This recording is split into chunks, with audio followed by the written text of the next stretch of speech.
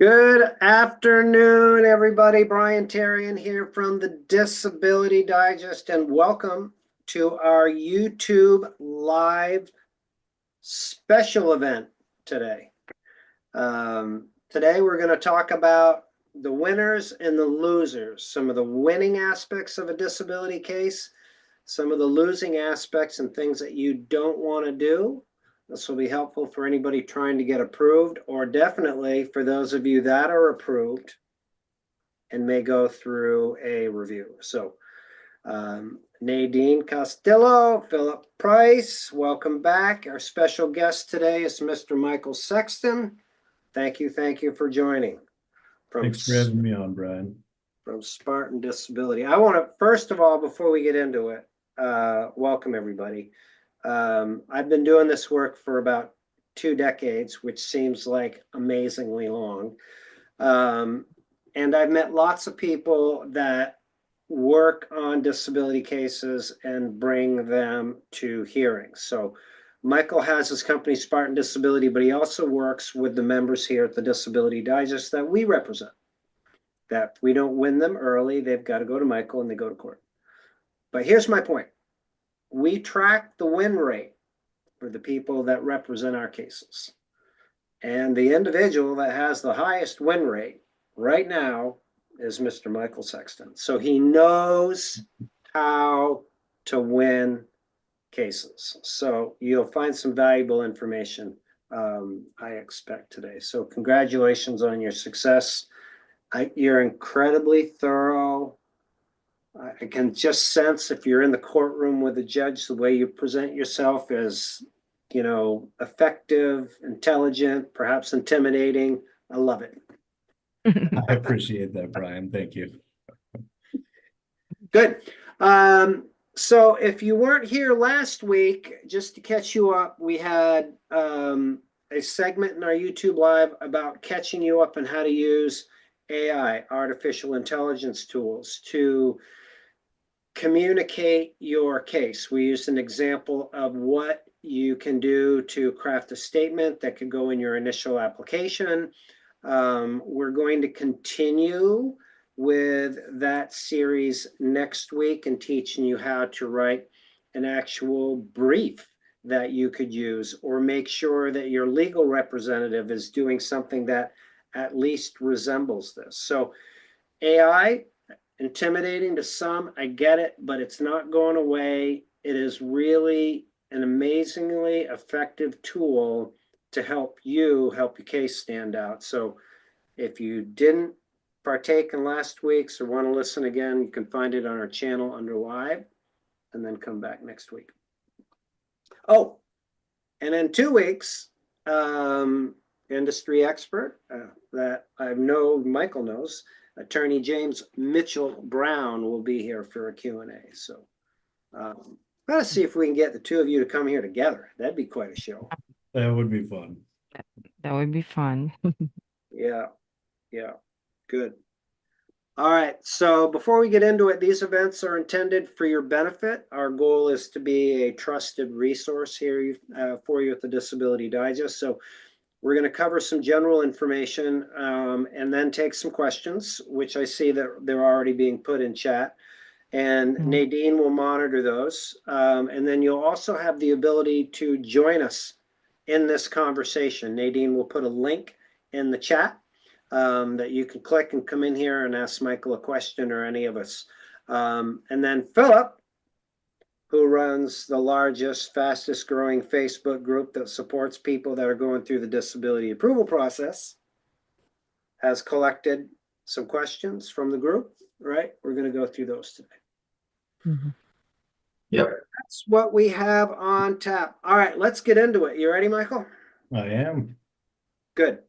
So we're going to start in our off-camera conversation. We're going to start with some cases that you went to court with that like started to really go bad, but you were able to get them back on track. And the important thing that I hope everybody learns from this is Michael has worked on some extremely difficult cases.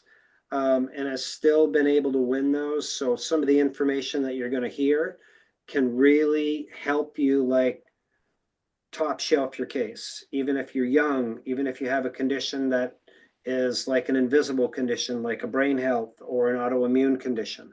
So let's get into it. All right. Well, thank you very much, Brian. And as Brian kind of mentioned, I've really specialized in the last several years in taking on these difficult cases.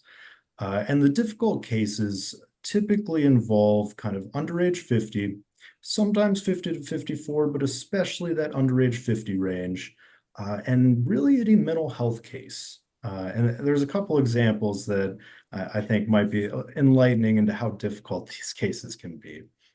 But there is a lot that we as representatives and lawyers can do to shift the direction that the case is moving and ultimately win. And that's why having a representative does make such a dramatic difference in the outcome of your case. So the first example, I had a case not too long ago that on paper, and for most of the time that we had filed this case, it appeared purely as a mental health kind of borderline personality type case. And about 1 week before the hearing, I learned that the claimant had actually lied to me about stopping her methamphetamine use. So there was drug use. And for those who don't know, they run a drug test called DA&A. It's a materiality test to see would they be disabled if they were to stop using drugs. Typically, we try to avoid those cases because when mental health is involved, it's what if you were on the moon situation? It's an unrealistic hypothetical that judges just dismiss outright. But this case in particular, I really went back through the records and said, okay, so the mental health might be out. But then I found that she had stuck her hand at one point into a lawnmower and lost several fingers as a result. Yeah, not a good time. And then on the other arm, she had a left shoulder impingement and left rotator cuff tear. So what we realized is that we can actually pivot the case from a mental health case to what's called a manipulative limitations case. So that involves like reaching with your arms, using your hands, fingers to finger bilaterally, manipulate, feel. And we pivoted in that direction to the point to where all of my questions that we ran through before the hearing were entirely focused on that. And the judge pretty much outright approved the case on the bench, called an on the bench decision, and just said, all right, I didn't even address the methamphetamine use, didn't even bring up her mental health. Just said, okay, you have all of these limitations.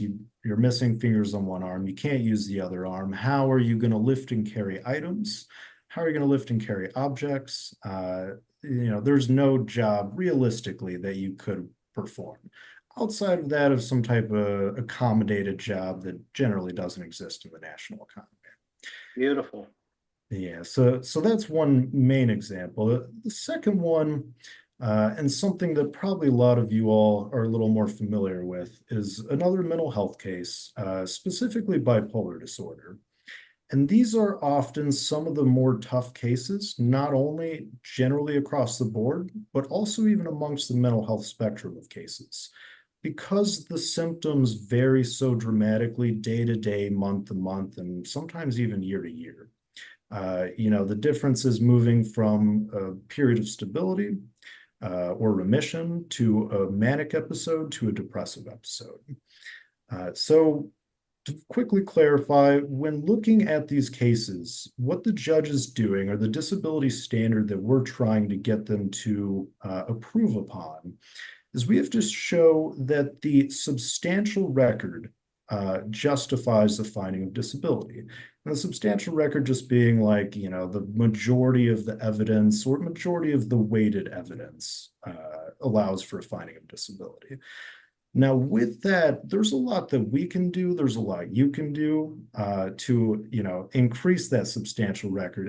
And it's ultimately our goal to force the judge and vocational expert into a position to where the substantial record, the evidence of which we have to show that you're disabled, is so substantial that they have to approve it, or they can deny, they always have that option. But if they deny, it's such an easy appeal on our end that they're just going to get slapped back right from the appeals council or right from the federal courts. And no judge likes, having their hand slapped, their wrist slapped, so to speak. Right, right. Uh, so in this particular case, we sent this client out to get a psychological evaluation with one of the PhDs that we always recommend. And PhDs they are given substantially more weight than, say, like a therapist or typically a treating doctor when it comes to mental health conditions. So we got a psychological evaluation really detailing the mental health limitations or the limitations in different areas of mental health functioning, as well as a neuropsychological evaluation, really showing the specific neurocognitive limitations and deficits that this individual possesses.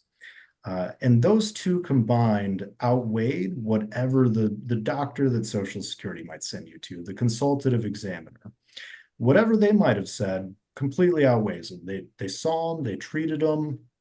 They're a PhD, and this is what they do. And ideally, they're somewhat vaguely even familiar with the Social Security policies and rulings.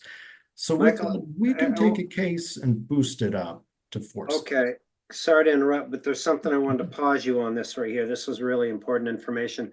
I expect some people out there are listening like, man, I'm broke. I can't afford any more tests, whatever, right? So can you like give an idea of what somebody would pay for like in a special evaluation like that, like a range? It ranges widely. So I mean, it can be up to $1,000 or more dollars. I won't put the name out there because we want him available. But Yeah, there's a no, particular PhD we use that costs about $250, which is very fair for the work that he does. And he's still given the same weight. He used to be a Social Security examiner, so he's given quite a bit of weight. And I don't want him flooded with work, so I won't put that name. no, that wasn't my point of my question. What I wanted to help people understand is this. Especially if you're younger and the challenges faced with your benefits and your treatment pattern. Okay, so is it worth it for you to spend 250 or $500 to get validation of the severity of the condition that could get you like a lifetime of benefits? That's Okay. that's the point. Um, so good, thank you for that. One other thing I just wanted to spend a few moments on is what you did in that hearing about pivoting from the brain health because of the drug use to the physical. I get a sense from people that are already approved for disability. I always encourage people to do the best they can to treat, to get in the best possible condition they have. I feel you deserve that as a human being. And the point that you made that, okay, they have a substance abuse, but it was really the physical point is that I want to make to those of you that are approved out there is that just because you get treated, you may have one area, that is still severe and another one that, gets better with treatment, but you still qualify for benefits, right? So that's the other point I want to make to people. This is great. What's next? Well, for the getting approved, I guess the last thing I'll kind of briefly say on that, when running hearing questions, and hopefully if you have another lawyer rep, hopefully they're very thorough with the hearing preparations. I've really modeled the way that I practice on being as thorough as possible. When you answer questions with your attorney rep or lawyer, make sure that the answers you give at the actual hearing are either the same or substantially similar to those that you gave ahead of time. I've had quite a few issues with clients coming up with completely different answers. The day before, well, I have bad days, can't leave the house, symptoms are too severe, panic attacks, 15 days a month. And then when we get into the hearing, it's like 1 or 2 days a month. And it so I know people get nervous and people, you know, it's hard to really focus. It's hard to remember what you said. But in situations like that, it does kind of kill the ability of your rep or lawyer to properly develop the record when you're actually at the hearing. Good point. I just want to echo on this one a bit as well. When somebody goes through the initial application process and they fill out their work history form and they don't get approved, they end up like working with you. Fortunate if they end up working with you, but unfortunate that it's taken this long. But it's the same credibility piece. What you put on your adult living questionnaire is questions that in some way, shape, or form, they're going to be asked, right, in court. So they need to be prepared. I mean, we're kind of getting off tangent here, but I expect you want to find out if their answers are going to be consistent with that document, and if they're not, why. Is that correct? Yeah, yeah, absolutely. That's stuff. Okay. Okay, cool. Awesome. All right. Just a quick heads up for everybody. I hope you're enjoying the show here with Michael. We're going to take some questions in a minute. I see some of them already piling in. And Nadine will monitor those. You also have the ability to come on in and join the conversation and ask the group here a question, ideally relative to something we can answer. Disability approval is today's topic. So keeping your benefits too. So good. All right, I'm ready to roll. Let's go. All right, well, kind of pivoting from that, Brian, into the work history and function reports, for things that we often see denials on, it's very important that you fill those out, you know, in great detail and in a particular way. The function report, what I always tell people, the function report is not a job resume. You're not trying to show, you know, show the best light of yourself or the highest degree of functioning that you have. You really want to be honest about the worst days that you experience and the worst, kind of the most significant severity of symptoms that you experience day to day, how those symptoms really impact your ability to do things. You don't want to overstate what you do or can do. You know, I had one case where, and we were denied, we're still appealing up in the federal courts on this, but she had accidentally put early on, before I jumped on, that she had shoveled snow for like 7, 8 hours a day, lives, well, I won't say where she lives in a snowy place, snowy environment, shovels snow 7 to 8 hours a day, cleans the house another 5 to 6 hours a day. And once that's on the record, I can try to come in at the hearing and say, you know, why'd you put this? But once you make that statement, it's really hard for me to go retroactively and say, well, they didn't really mean this, Your Honor. You know, we're not sure why she put it there. But Yeah. Yeah. and then the work history reports, those are especially important. Because before they get to the analysis of step 5, can you do jobs that exist in the national economy? They're going to stop at step 4. Can you do the work that you were doing, whether as performed as you were performing it or as generally performed in the national economy? And I see a lot of people take these work history reports and they'll ask, how many hours were you standing, walking, sitting, using your hands for small objects, things like that, reaching. I see a lot of people add up the numbers in the boxes to be like, I stood for 1 hour, I sat for 3 hours, I did this for 2 hours, and it all equals 8. That's not what they're asking. And that will quickly sink your case. They'll deny your case so fast for that. You can stand and walk at the same time. You can stand and use your hands at the same time. And on those, you need to show the heaviest weight lifted, the most significant, vocationally functional requirements or demands of that job that you had. Good advice. Mm-hmm. It makes your job easier, right? When you get something that you can work with. Yeah, and I often go back through and I'll do a new work history report right before the hearing when I jump on cases like that, because I see what's going to happen. I can see a judge is just going to deny this and say, well, all they did was sit for 1 hour a day and they really didn't have to do anything. So anyone can do that job. So question, Michael, when you submit a new one, does that override the prior? Not necessarily. We argue that it does. I mean, when I get into the hearing, I argue that the first one should be found basically null and void because they had a professional go through and actually ascertain the reality of the job environment that they were placed in. Yeah, They don't Yeah. have to, though. got it. Got it. Good point. Yeah. Awesome. One good example, and I urge everyone to be very cautious about this. I had one case recently we got denied on. It was a person, very severe migraine headache case with some anxiety, agoraphobia type symptoms.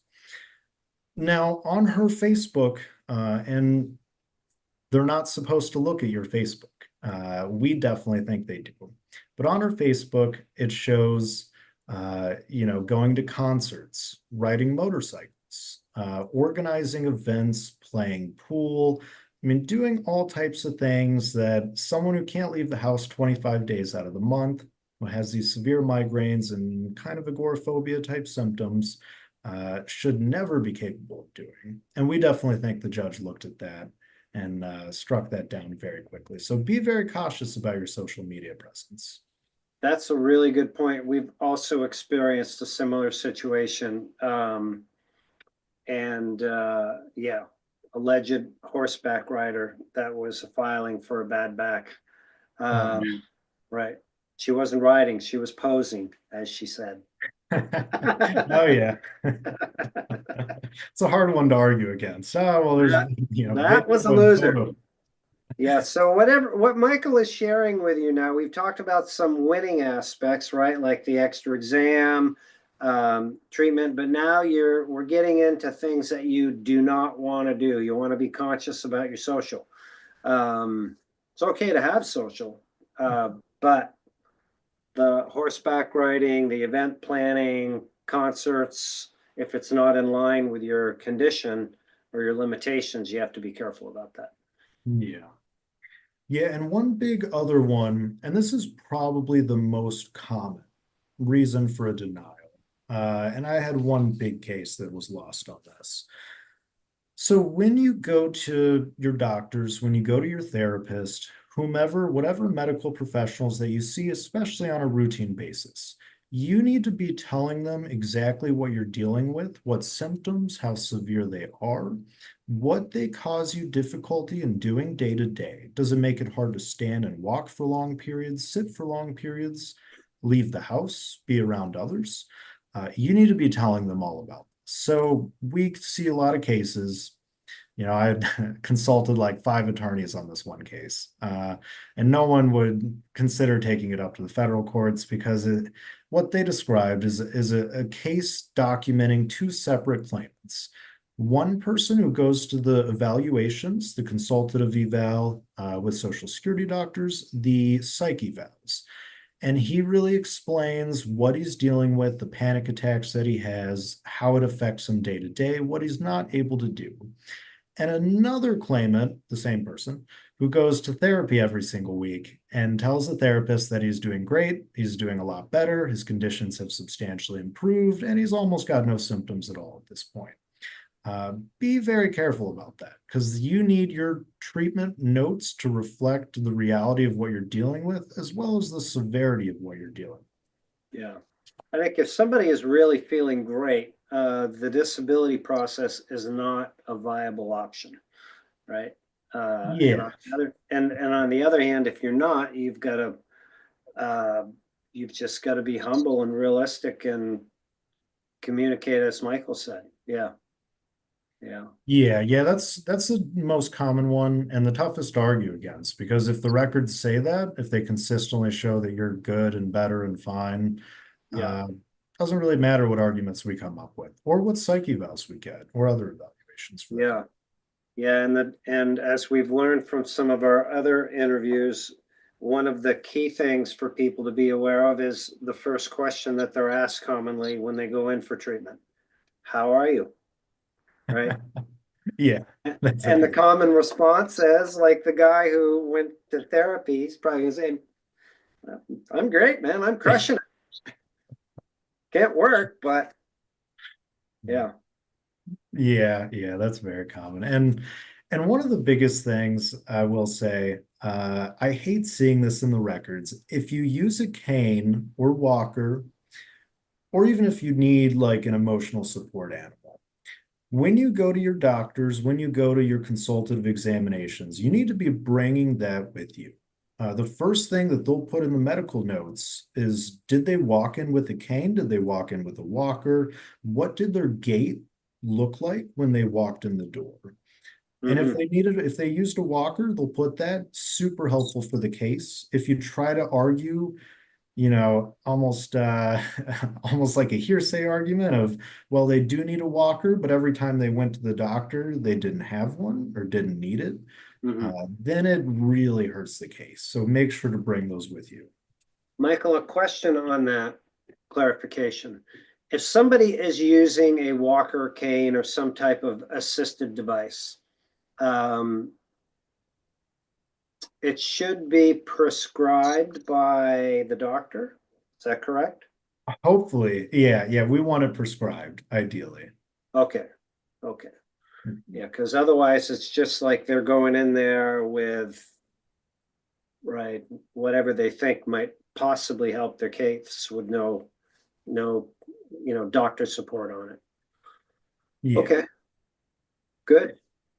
And then I guess kind of the last one I would really cover, um, be honest, I shouldn't have to say this.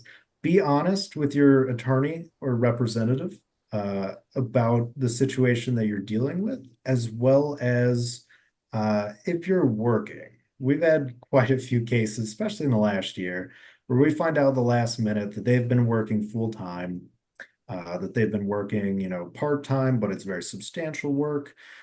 Or, I mean, I just lost one this last week where, someone was doing like an in-home health aid situation, taking care of a family member, very reasonable, but the amount they were getting paid and the hours they were billing for was not a reasonable or or realistic reflection of the vocational environment they're facing.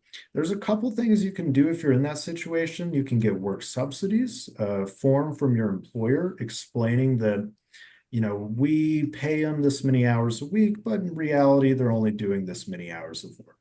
Yeah, But your attorney or rep needs to know that like way before the hearing because it will sink your case. makes it really hard for you to do your job. Yeah, yeah, yeah, good point. I mean, it's a double-edged sword, people trying to survive the wait.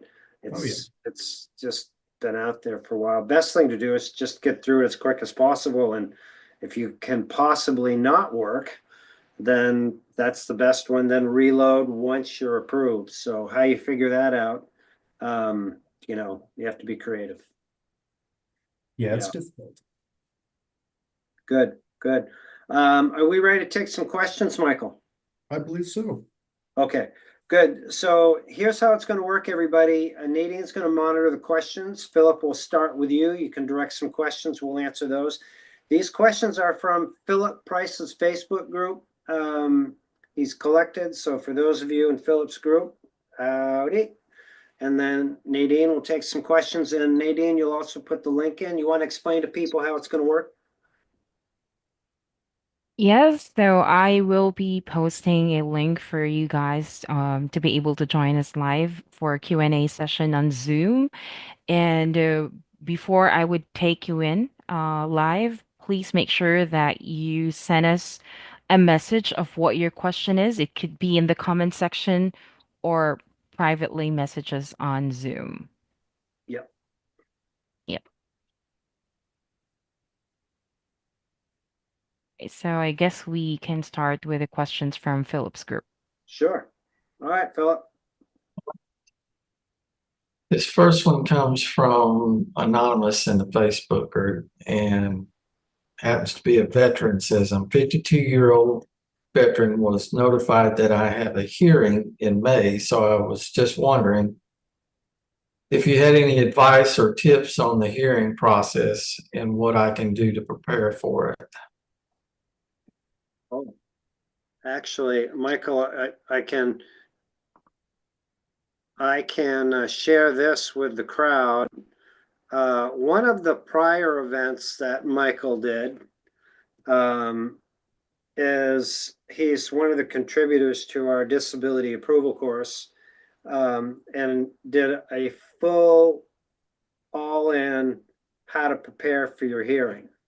So I will take this and put it in. I'll send it over to you, Nadine. You can put it in the Okay. comments. Yeah, Michael, anything to add to that? No, I mean, everything was pretty much covered there. The last thing I will say on that, we had a VA case just recently with particular condition affecting his nerve root in the lumbar spine, radiating pain down kind of, the arms, hands, fingers, as well as the legs and feet. The VA is not great about getting exams that you might need. So all we had to go on was an X-ray showing very minimal degeneration.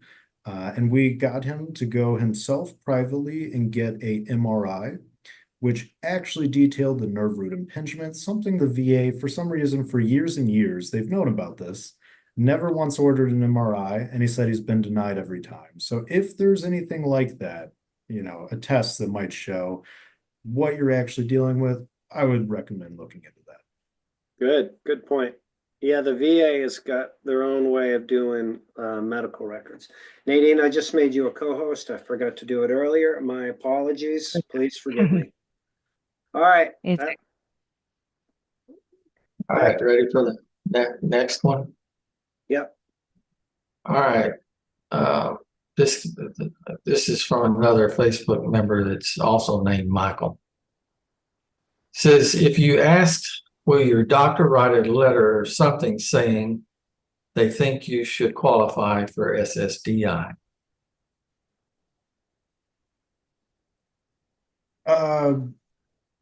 Yeah, so something about that. Doctors can't make that determination. I know it gets confused a lot because with other types of disabilities, say you're getting like a parking pass, or even something like short-term disability, a doctor might be able to say that. In Social Security, disability is not a medical definition, it's a legal definition. Medical evidence is used to justify a finding of the legal form of disability. So a statement from your doctor, they're just going to dismiss it outright. If they outline the degrees of limitations that they think you might possess, what specific symptoms and limitations would stop you from working, they'll take that very seriously. Michael, what about RFCs? Can you speak to that? Yeah, RFCs, so residual functional capacity forms, those are what we like to send out a lot, and they are super helpful. They basically, like I was just describing, they just ask as a medical opinion from a medical professional who's treated your patient, what degrees of limitations do they possess, in different areas of functioning? If it's physical, how long can they stand and walk for? How much weight can they carry and lift, and for how often or how long? Mm-hmm. And super helpful. I mean, they can make or break a case. Mm-hmm.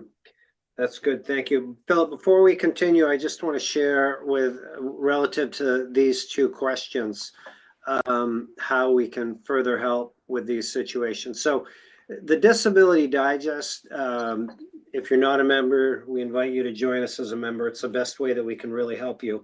And there's no charge for your membership. And for the individual with a hearing and then this doctor support situation, once you complete your profile, you get access to our disability approval course, which is up here on the screen. And the disability approval course is broken down into 5 sections. Ultimately, you want to get a step 5 where you're approved. But if you're at step 1 or 2, and when you get into that section of the course, you get access to the residual functional capacity forms, a template to bring to your doctor, how to get them to answer them, and then what to do to get them in your case file. So it's all explained for you as one of the steps. Now, For the individual waiting for a hearing, I shared Michael's interview, which is in our hearing preparation segment of the disability approval course, section 4. But there's other valuable information in there, like the questions that you'll be asked by the judge, and how you should be prepared to answer those. So those are ways in which we can help you. So again, join as a member, come on in. If you need help getting into the right section of the course, an advocate like Philip or Nadine can assist you. And there's also like additional information, case related information that we can provide for you as well to strengthen your case. All right, Philip. Next one. I'm at the reconsideration level for SSDI. I have neck, shoulder, knee, hip osteoarthritis. Just received a call from the SSA asking questions regarding my last job in the last 5 years. What does that mean? Oh, that's a good question. We agree. That's a good question. It could mean a lot of things. I mean, it could mean just that they didn't have sufficient information on your work history, that you didn't fill out a work history form. Yeah. I don't think it indicates anything either way. Okay. Next one here is from Rudy. Says, I'm receiving my regular Social Security retirement at 62. I had to stop working due to rheumatoid arthritis issues. Can I apply for SSDI? And if so, what are my chances for getting approved? Well, you definitely can apply. You can apply basically, I mean, up until the age of 65. And those situations are some of the best scenarios where you kind of want to apply because you want to boost, and it goes on basically for the rest of your life. You want to boost your retirement amount up to your full retirement age, which is what SSDI does. And you also have a much easier standard in that 60 to 64 range, that closely approaching retirement age category. Now, what are your chances? You know, I'd have to look at the medical evidence. I honestly couldn't answer that question. Higher than most is probably what I would say. Yeah. I think a good way to answer the questions based on the minimal information is go stand in front of the mirror and look in the mirror and ask yourself if you can work. Because it's ultimately the man in the mirror or woman in the mirror, in my opinion. And if you can't, and then you should definitely pursue that. That's my take. Yeah. Yeah. No medical evidence required. All right, here's one we get all the time. It says, how can I be medically approved but denied anyway? You were medically approved but denied anyway? Yeah, Okay. that's what it. I assume that would be in regards to like an SSI case, you know, someone exceeding the assets and resources. Right. I agree with that. It could be, I want to make sure maybe we're on the same page. They could have received a document that said that you're medically approved, but you don't qualify for SSI because of the asset or resources. It could be that. It, in my opinion, could also be that they don't have enough work credits. Yeah. Yeah. Which I don't understand. I'm venting here a little bit, maybe a lot, but why Social Security goes through, I think that would be what, step 2, 3, and then looks at work credits. I don't know why they wouldn't look at that first, but that's just me. Maybe with our new organization coming in and the efficiencies, that would be one thing that would save a lot of, in my opinion, time, effort, and energy. Doge it. Yeah. Oh. All right, this is the last one. Anonymous says, I filed for disability in 2022, denied. Now I'm in the appeal process and haven't heard anything since October of 2020. 2023. Is this normal? Ooh,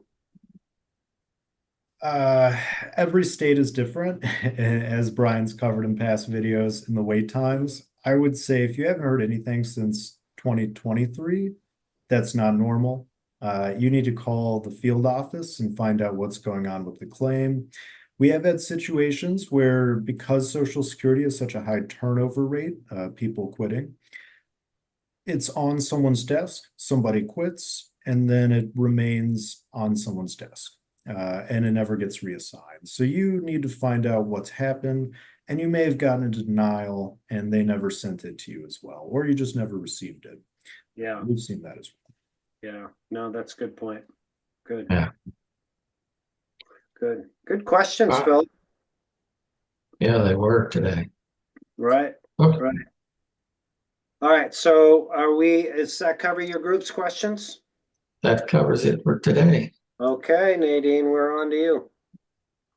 All right, so we got Joseph joining us live via Zoom. He has a question about his chances of getting approved for SSDI. He is 100% rated disabled through VA.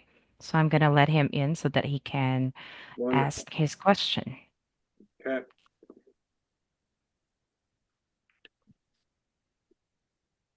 There. Hi, Joseph.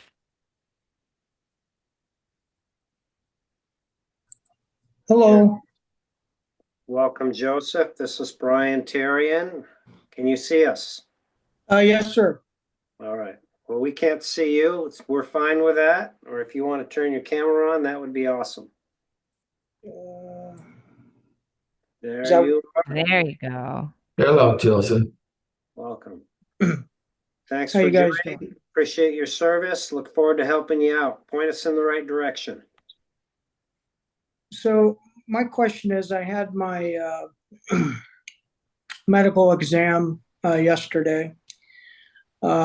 In July of 2024, I stopped working because I had some heart issues and some breathing issues, along with some other issues. I am VA rated 100% total and permanent. I submitted my packet, and I'm 60 years old. I was an industrial maintenance technician, and very hard work. And I'm just curious. I live in the state of Pennsylvania, and I understand that each state's different, but what's the chances of kind of my situation? How much longer do you think I would be more likely to get a first time approval versus having to wait and go through? I do have a representative, a lawyer. I do get a lot of information from you guys. I'm just curious because financially, I don't know how much longer I can keep not doing something. Right. Well, I'm going to defer this one to Michael, but I do know there's a lot of winning going on in Pennsylvania, so that's a good sign, right? Okay. Right. So that's actually a very good summary, Joseph. You covered how long you've been out of work, your age, what you've done. So, Michael, you want to chime in on this one? Yeah, absolutely. Hey, Joseph. So, I will say it's a really good state, as Brian was saying, phenomenal state for getting not only an approval, but a quicker than average approval. Your age is really good, 60, because they're really just going to look at that past work. Now, it sounds like you had pretty physically demanding past work. Did you supervise, or did you ever hire and fire other employees? I was in supervision and management, but that was a long time ago. Okay, not within the last 5 years. No. Okay. If really it comes down to your past work at your age, can you return to that any job you've done within the last 5 years, and if that specific job was very physically demanding, and if now, you're physically no longer capable of performing it, then the answer is likely yes. I mean, Social Security is a toss-up, I will tell you that. Yeah. Having a rep or lawyer is a good idea in this situation. But I think it sounds like on paper, at least, you have a strong case. Yeah. Okay. I want to thank you for all you guys for the information that you put out. It's very helpful, and I just want to make sure that you guys understand. A lot of us out here really appreciate it. Well, I appreciate you. I appreciate your service, and I thank you for those kind words. Makes it worthwhile for doing it. So, I would be grateful if you let us know. Are you a member? Are you here at the Disability Digest? I think I went through the process twice, and maybe I could talk to Nadine offline. But I did. She sent me the link, and I went through that. But I was having a hard time with that, so maybe I could Okay. talk to her again. Sure. This Yeah, is one of the sure. things I would suggest, even if you have an attorney, using the disability approval course, like the applied and waiting section, which is where you're at, the section 2, it's going to show you like the key pieces of information that you need for evidence, and to make sure that you have that done, like the RFCs that we talked about before, any additional medical evidence, like your VA rating letter, if you can get documentation from your employer, that type of stuff is all in the course. And then so you can follow along and just work with your attorney. Hey, you got this. Where's this? Is this done? Are we on target? So you make sure you top shelf it and get it done. So Okay.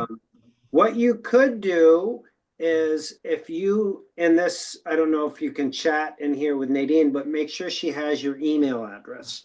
And Okay. then we can look up your membership, and we can make sure that you are in that segment of the approval course. How's Okay. that?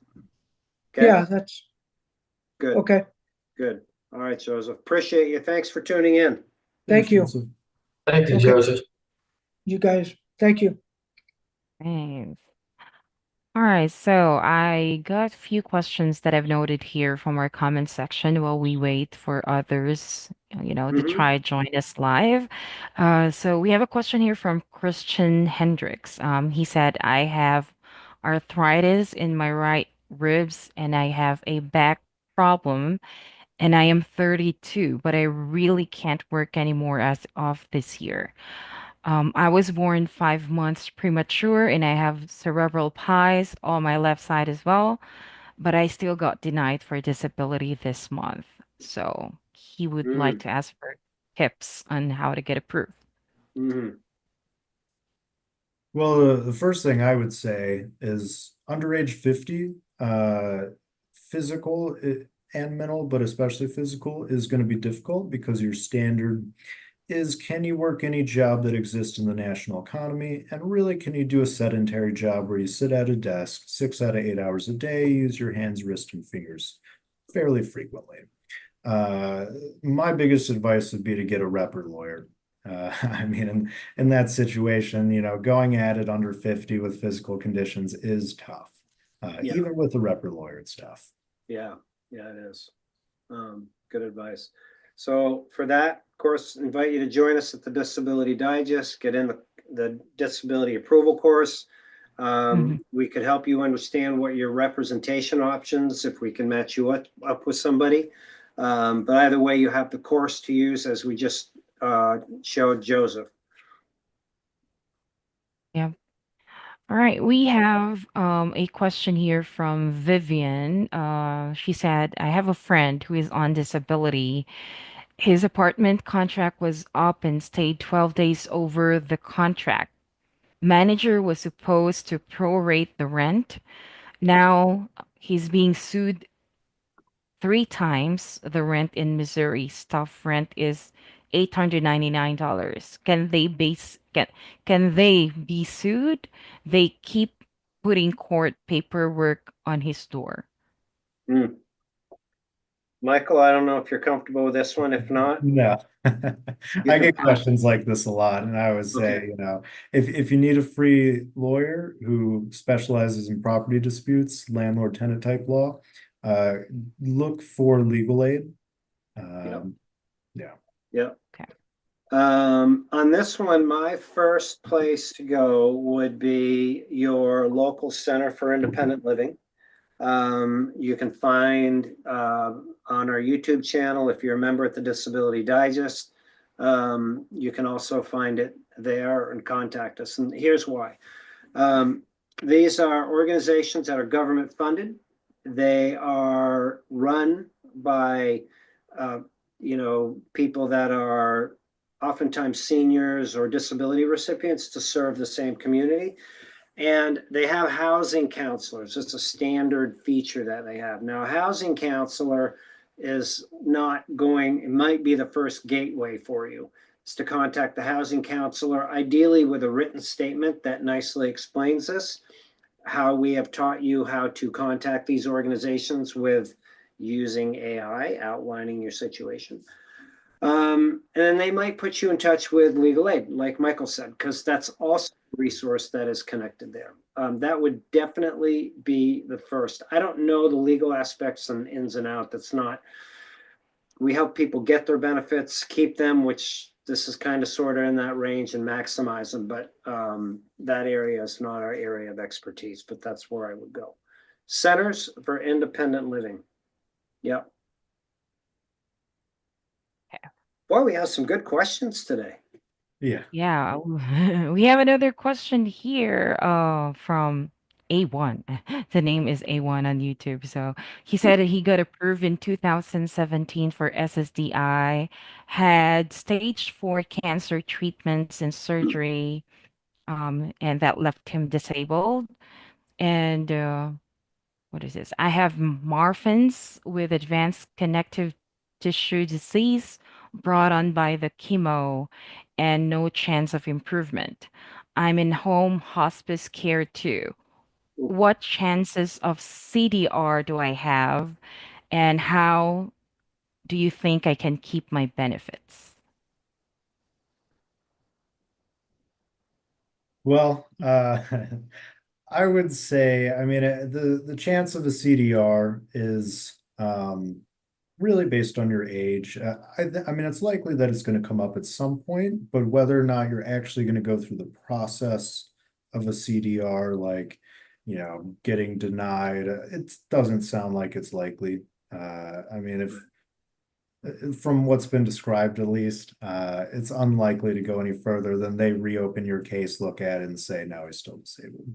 I totally agree. I encourage people to have the mindset with the CDRs, their Social Security is like in the recovery mode to chase money. I fully expect that these are going to at least get back to the level of frequency that they were, pre 2024.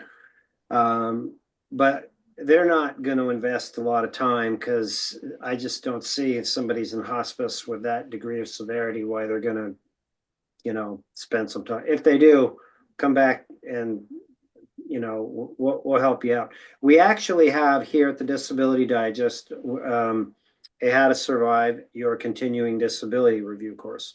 If you're approved for disability and you register, you receive that like automatically, like about 7 days after in your membership. Or if you need it before, you can contact our support desk. And it's put together with attorney James Mitchell Brown, who is an expert and knows this stuff. And it covers everything, like how to prepare, what to do when you get it, what happens if you get denied.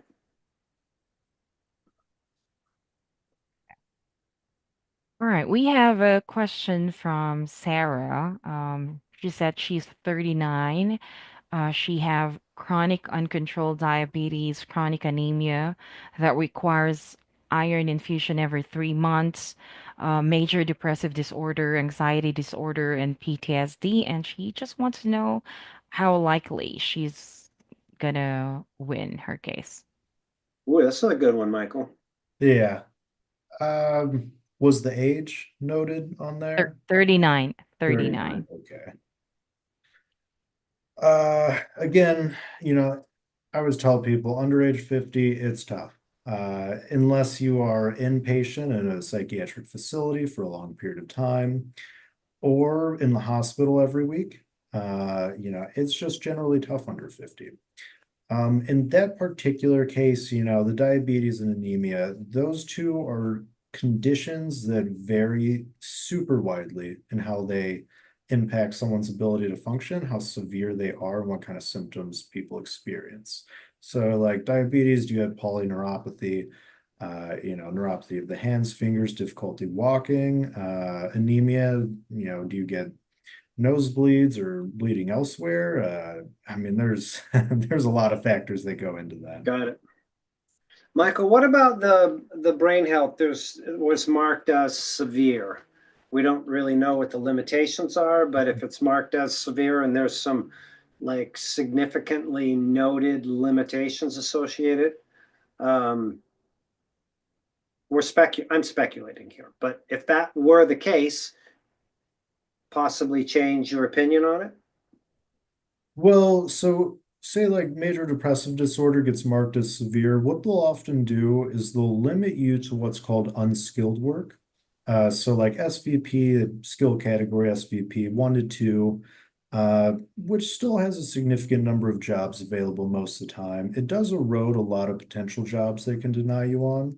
But Mhm. then they run through a whole what's called an MRFC of what degrees of limitations, mild, moderate, market, are you limited, and understanding information, socially interacting with others. Right. So the biggest thing I would say for you, make sure you're taking medications, getting consistent therapy and other types of treatments, and telling your doctors, like spoke about earlier, how severe your conditions are, the symptoms, and how they affect you day to day. Right, right. One other thing on this, what if they were proactive and went to the doctor with an RFC and then that was evaluated? Would that be of any benefit to them? I mean, if they can't work, part of it is, well, you got to do something, in my opinion, before your benefits expire. So, any thoughts on that? Yeah, I think that's a great idea. I mean, anytime you can show ongoing limitations to Social Security, it's incredibly helpful. Okay, good. All right. I'll leave that one alone for now. All right. We still got some few more questions here. I hope we still have a time. We have a question from Heidi. She said, will starting vocational rehab hurt our application while we are on step 3 of the initial consideration? This is for mental retardation, schizophrenia, and ASD2. So the mentor that really taught me in this field, she was a vocational placement person at Voc Rehab and ran a pretty big vocational rehabilitation agency for a long time. I know people differ on this. I'm of the opinion, especially if you're under age 50, that you should always pursue vocational rehabilitation. If nothing else, it shows what accommodations you would need to exist in a workplace environment, as well as what limitations you would face in trying to be even placed by a job coach. And if it doesn't work out, then it shows that you went through a whole professional job placement and training program and still couldn't do it. Yeah, I echo that. I think it's even for people that are approved that don't want to work. I believe that you should go and have an evaluation, and that document and the outcome of it could either help you if you want to work or support your situation if you're not able to. Yeah. Okay. All right. I have a question here from Michael. I think this question is for you, Brian, and I'm not sure if you want to answer this live or we can address this offline. We spoke with him last week, I think. He wanted to apply as a Medicare agent, and he is wondering if um, he has a chance to be hired. And he mentioned he submitted his Michigan Rehab Services report. So Right, which yeah. is not current. So the step two, I believe I'll check and see if he was actually replied to, but we do need a current like benefit plan from vocational rehabilitation. So that's one part. The second part of that application that wasn't done is there's a video component to that. So I don't know if that was done. That's a department that I don't run. I mean, I do work here, but I don't run that. So those are the two things. If you have submitted something current with your video, then I expect it's in the evaluation process. But how can I get a reminder to look into that? I'll make a note here. I do need his email address again. Do we have that? I think I have that. I'll forward it to you. Okay. Yeah. I thank you for your interest. We are aggressively looking to add to our team here. So thank you for your follow-up. All right. Thanks, Brian. Michael, I hope that answers your question. We have a question here from Luke. He's asking, is it good to get RFCs from both my family doctor and my specialist? Oh, that's a Michael question. Yeah, I recommend getting RFCs from anybody that you possibly can that's a treating medical physician. Specialist doctors, we get mental health RFCs from therapists, from nurse practitioners. I mean, they're all capable of filling them out, and the more that you get, likely, the better off you are. Yeah. Good. Okay. All right, got one more. This is from Jason Michael. Hello, just my hearing, the lady stated that there is no job that I could do in the future. My evidence is strong and I'm 48. What's my likelihood to win? You gotta love the probability questions. Yeah. Yeah. Yeah, some of these are pretty tough questions. Good questions today, though. Wow. So I mean, that would come down to, did they say no jobs at all? Like for any hypothetical given by the judge, did none of them whatsoever have any jobs? Or was that no jobs on one of the several hypotheticals? If it's no jobs on every single hypothetical, they didn't go through, you could be a marker, a routing clerk, all of those things, hand packager. Then it's likely that you did get approved. Otherwise, that's just a standard hearing. If they did answer jobs on some hypos and no jobs on others, there's no way of knowing. Okay. Good. Good. All right. All So right. how do we do, Nadine? We cover them all? Yeah, we actually have a question from Princess Long. She was asking on how to go about getting a lawyer or a representative. I would say join us here at the Disability Digest. Let's talk about it. Let's evaluate your case and see about getting you represented. I'll put in the link on the YouTube comment so that you can Right. come and join us. Right. Okay. Awesome. Well, this was fun today. I thank you for sharing the winners, Michael, and the things that you don't want to do. I don't want to call them losers. I'll just call them things that you don't want to do. Be careful with your social media, be truthful, be careful about going to your doctors. These are all like really, really just powerful pieces of info. Good. Philip, Nadine, thank you for your contribution. And of course, all of you 417 that I see out there on YouTube and whatever's on Facebook, we thank you for taking the time out today to come join us. It's a pleasure. So we're here, I'll say most weeks. I'm reluctant to say every week because some weeks it just doesn't work out. But Michael, this has been awesome. Of course, love to have you back. You always provide super value and great information to helping people get their benefits. So I'm grateful for that. Yeah. Well, thank you so much for having me on, Brian. Yeah.